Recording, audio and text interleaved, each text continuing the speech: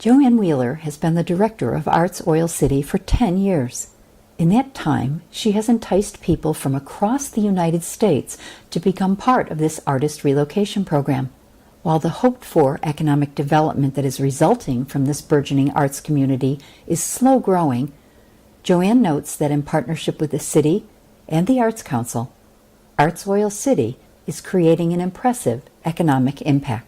Tell me the states that your artists come from. Are they primarily Pennsylvania? No.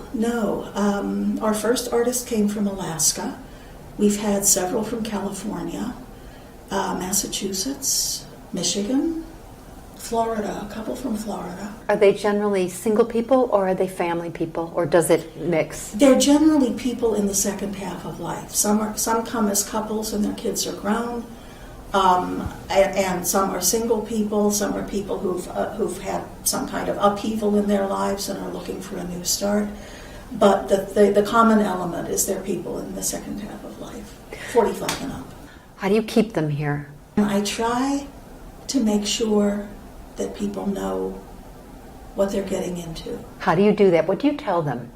I talk to them about culture shock, especially if they're moving here from New York or Los Angeles. That, moving to a small town, you're going to hate it for sometimes. You're going to call a contractor and he's going to take a week and a half before he calls back. You're not used to that. Right. And no matter how much you prepare people, they do go through a stage of hating some of those differences from what they're used to, of hating the fact that there's not a Starbucks or.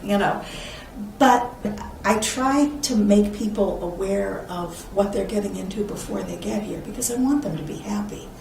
We have not had a huge attrition rate. The guy from Alaska had to go back to Alaska because he basically burned through his pension and he had to go back to work, and then he worked for the state.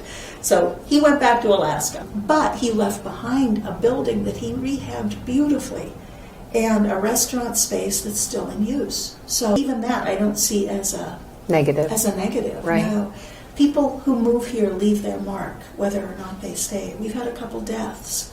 On Seneca Street here, there is a place Seneca Street's the main street? That's the main street where we're now sitting, yes. Okay. There is a place you'll notice called the Mosaic Cafe. She was a photographer from Philadelphia. She moved here, had a studio here in the Transit Building for a while, and then decided she really wanted to branch out entrepreneurially. And she bought a building. She had an area for her gallery space of photographic work. She had a performance space and a little kind of lunch counter area. And her son was a chef who moved here from New Orleans. They had a great business going on. There were open mics. There were opportunities for young people to show art who'd never done it before. It was exactly what we needed. We have 2 nonprofit galleries that have opened with filling empty storefronts. We have a quilt shop in the basement of this building. There is a bespoke tailoring place across the street, moved here because of the arts program. So there are a number of businesses that have come to this business district just since the arts program started. Unfortunately, we lost the one that was most arts related and that was most supportive of what we were doing.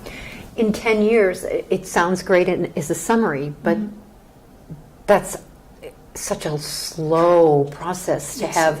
I think you mentioned 3 or 4, maybe 5 places over 10 years. Yeah.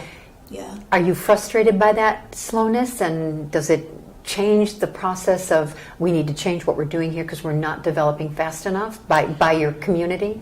Well, not really. Actually, support for the program has grown because people are not thinking in terms of how many businesses you can count on your hand. They're thinking in terms of how many empty storefronts are there on Seneca Street. And there are some. There is not a building now that is for sale to somebody coming in.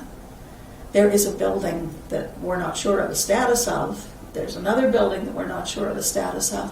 But there is not a space on Seneca Street now that somebody could come in and buy. So I feel... Were there 10 years ago? Oh, absolutely. All up and down the street, there were empty storefronts. Most of them are filled now. Is any of that indicative of Oil City itself Or do you feel it's pretty much connected to Oil City Arts? There is a synergy there. Oil City Arts started in 2006, and about 4 or 5 years later, the city of Oil City got a Main Street grant. So there is now a Main Street manager who is working on developing businesses in general, not just arts-related businesses. Mm-hmm. Somewhere I have the square footage of what the arts program has been able to develop, and it's impressive. It's an impressive amount of square footage that the arts program has developed in downtown Oil City. Some of the artists who have moved here have studios in their homes, and that was one of the first things that we did was get a zoning ordinance in place that allowed artists to work in their homes and to sell work in their homes.